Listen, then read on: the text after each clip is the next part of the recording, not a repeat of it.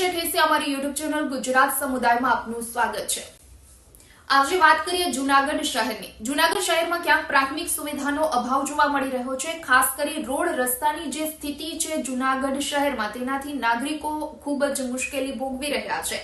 ન માત્ર ચોમાસું પરંતુ વગર ચોમાસાએ પણ શહેરના તમામ રોડ ધૂળિયા બની ગયા છે, ખાડાવાળા બની ગયા છે ને જેના કારણે વાહન ચાલકો ખૂબ જ પરેશાન થઈ રહ્યા છે। જો કે જૂનાગઢ શહેરમાં વર્ષોથી રોડ રસ્તા ખરાબ હોવાની આ સ્થિતિ યથાવત છે।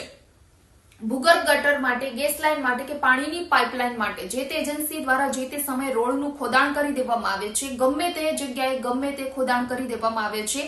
એ કામગીરી પૂર્ણ થયા બાદ તેનું રિપેરિંગ યોગ્ય નથી કરવામાં આવતું। એટલે જે સમયે કામગીરી શરૂ કરે ત્યારે રોડ ખોદી દે છે, કામગીરી પૂર્ણ થયા બાદ યોગ્ય રિપેરિંગ ન કરવામાં આવતા અને રિપેરિંગમાં ઠાગાઠૈયા કરવામાં આવે છે એજન્સીઓ દ્વારા, કંપનીઓ દ્વારા, અને જેના કારણે લોકોને મુશ્કેલી પડે છે।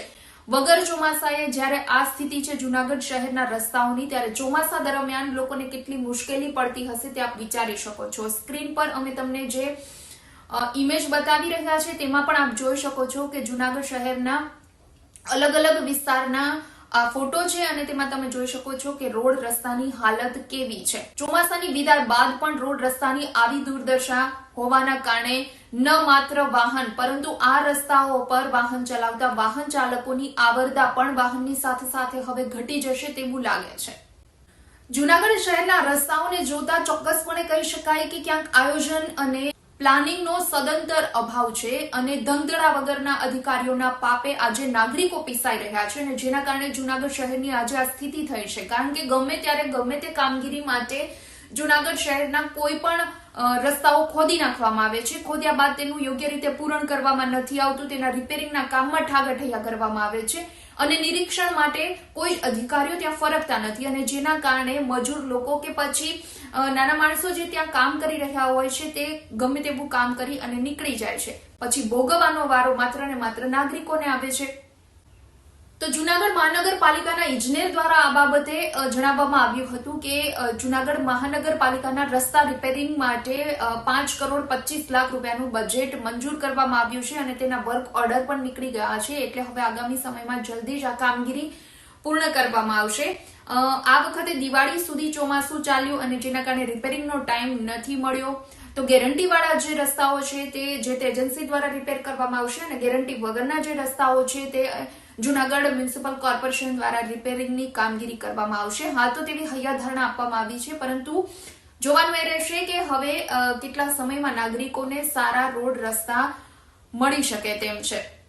તો જૂનાગઢ શહેરના નાગરિકોનો એવો પણ આક્ષેપ છે કે શહેરમાં ગટરની લાઇન માટે, પાણીની પાઇપલાઇન માટે કે ભૂગર્ભ માટે કે પછી ગેસની લાઇન માટે જ્યારે પણ કામગીરી ચાલતી હોય છે ત્યાં પ્રોપર સુપરવિઝનનો અભાવ હોય છે। એટલે કે જે જવાબદાર અધિકારીઓ હોય છે તેની હાજરીનો અભાવ હોય છે અને જેના કારણે માણસો કે મજૂરો દ્વારા જેવી તેવી કામગીરી કરી દેવામાં આવે છે અને ફરી વખત તેમાં પ્રોબ્લેમ આવતા ફરી વખત રસ્તાઓનું ખોદાણ કરવામાં આવે છે અને આવી રીતે વારંવાર એકના એક રસ્તાઓ ખોદવામાં આવે તો છે પરંતુ તેનું પ્રોપર રિપેરિંગ કરવામાં નથી આવતું અને જેના કારણે મુશ્કેલીમાં સતત વધારો થઈ રહ્યો છે।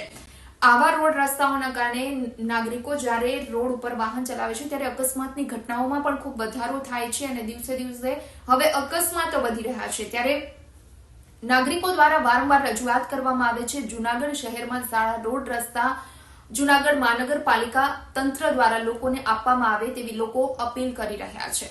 ત્યારે મહાનગરપાલિકા તંત્ર દ્વારા દર વર્ષે રસ્તાઓ પાછળ કરોડો રૂપિયાનું બજેટ ફાળવવામાં આવે છે, કરોડો રૂપિયાનો ખર્ચ પણ કરવામાં આવે છે પરંતુ છતાં પણ નાગરિકોને સારા રોડ રસ્તા મળતા નથી। ત્યારે સવાલ એ થાય છે કે ખર્ચ કર્યા બાદ પણ, બજેટ જાહેર કર્યા બાદ પણ સારી એજન્સીઓને કામ કેમ નથી આપવામાં આવતું? કોઈ એજન્સીઓ કામ કરે છે તો તેનું નિરીક્ષણ કે સુપરવિઝન યોગ્ય રીતે કેમ નથી થતું?